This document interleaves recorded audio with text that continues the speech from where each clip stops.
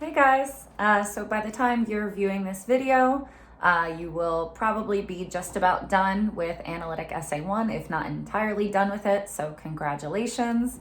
If it's already October by the time you're watching this, then happy October. So we're gonna just keep chugging right along in this class and moving right into Unit 3, our third text and our second analytic essay.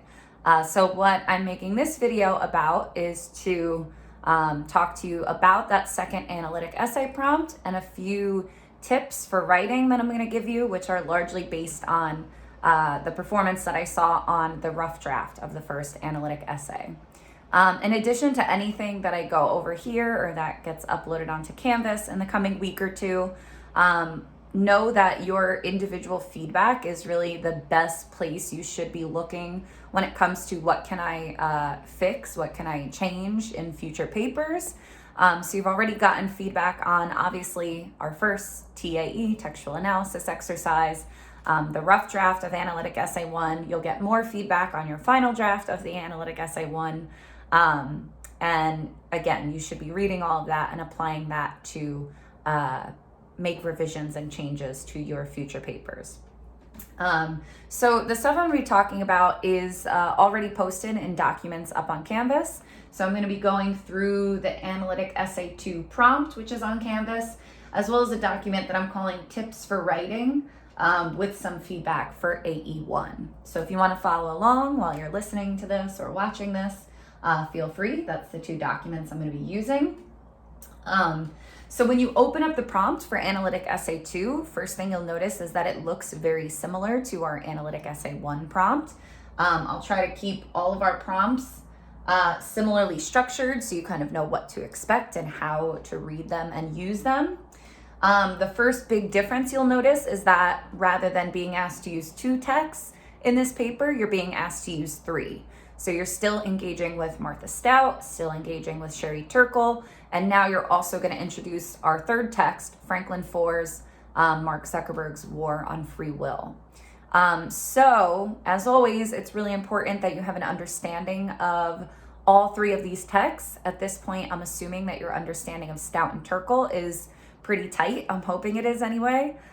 So if you are still having any confusion or you're unsure about any elements in Foer, please make sure that you're reaching out to me and your classmates to clear up your understanding so you know how to talk about him in your essay.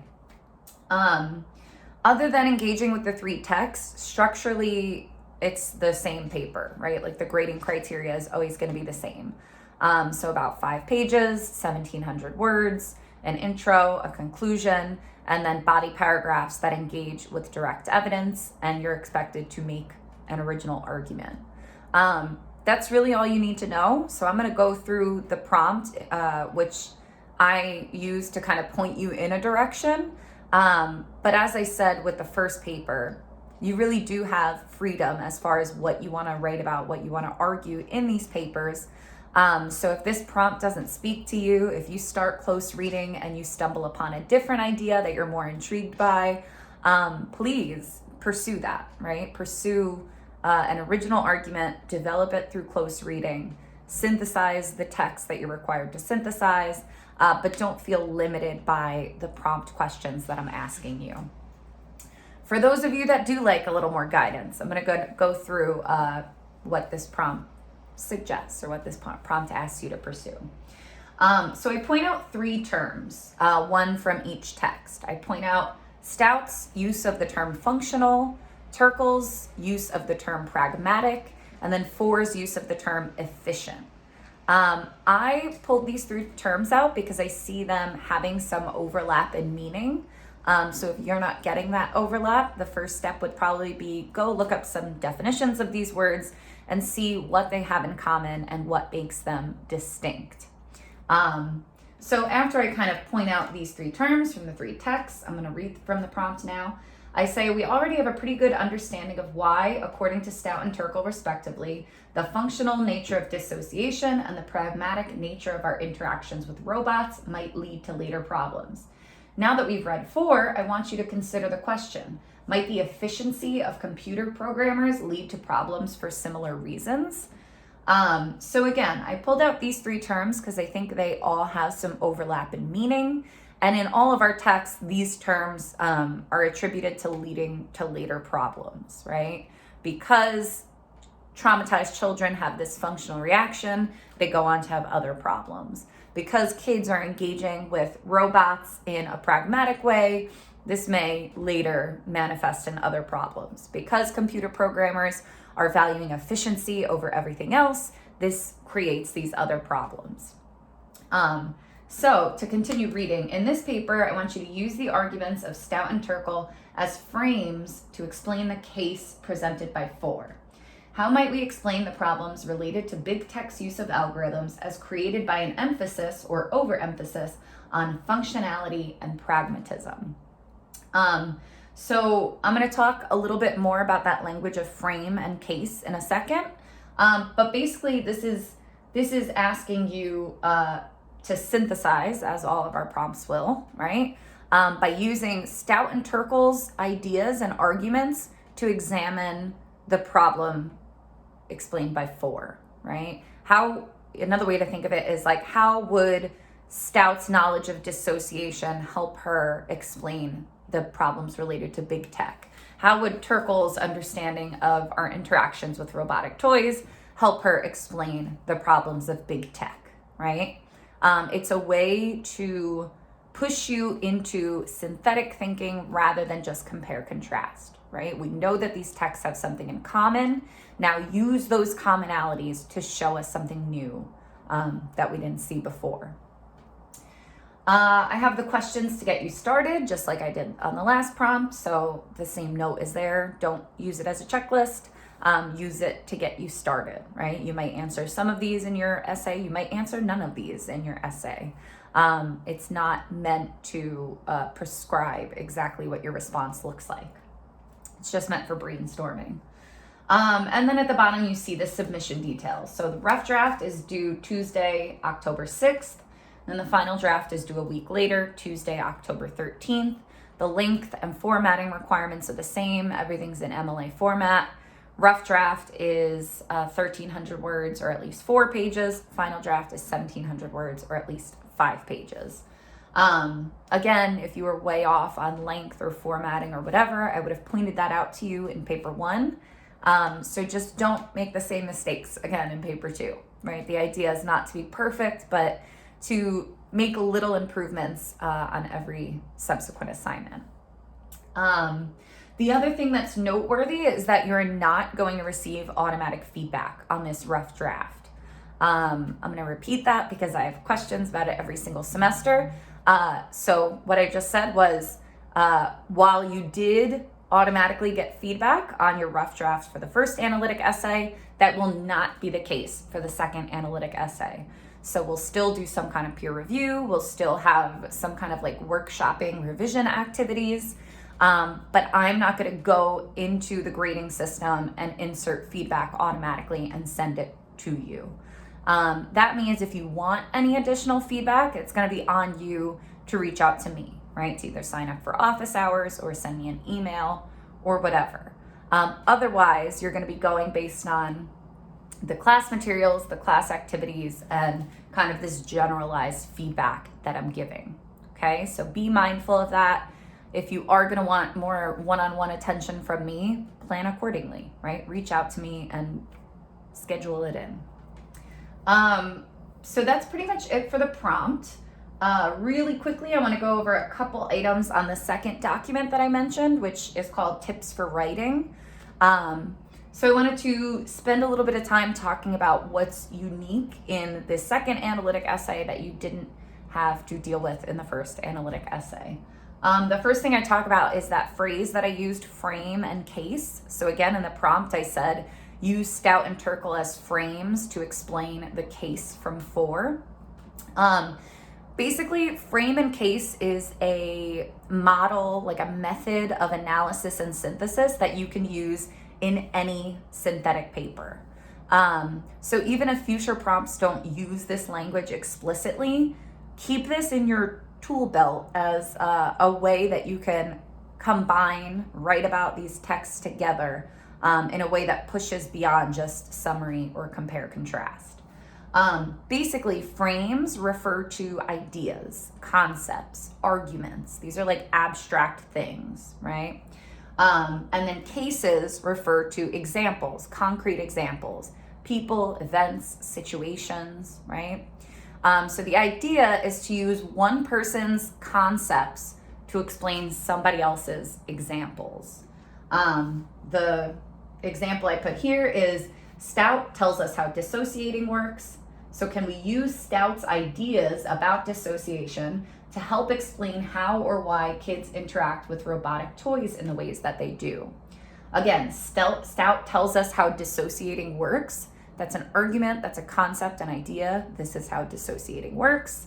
And then I say, can we use that frame, right, to help explain this case from Turkle? And the case being how or why kids interact with robotic toys in the ways that they do. Again, in the prompt, I said use Stout and Turkle's frames to examine or explain Foer's cases.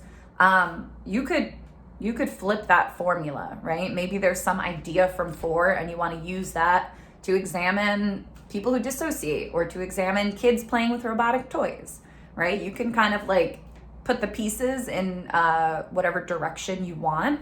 But the idea is that, again, you're sort of like getting in an author's head, right? Pretend you're Stout. How would she explain these kids in Turkle? Pretend you're Turkle. How would she explain these tech companies in Foer, right? It's a way of, again, combining the text that does more than just says, this is like this reminds me of this, right? And again, the goal of this, as always, is to show us something new, right? So by applying Stout's frame, Stout's ideas to this new case, how can we understand these cases in a different way? Or how can we understand Stout's frame in a different way, right? In the rough drafts, that was something that was still lacking, right? You guys were pulling out decent evidence, you were having decent discussions, but there was a general lack of a justification of what am I learning from this, right? What are you offering me by putting these texts side by side that I couldn't have gotten just from looking at them individually?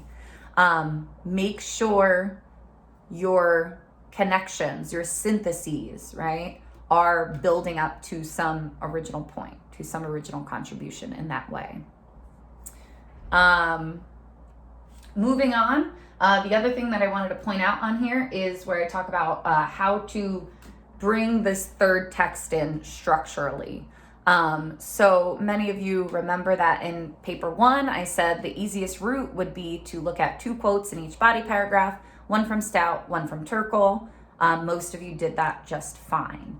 But here, obviously, we have a third text now. So what does that mean for your body paragraphs?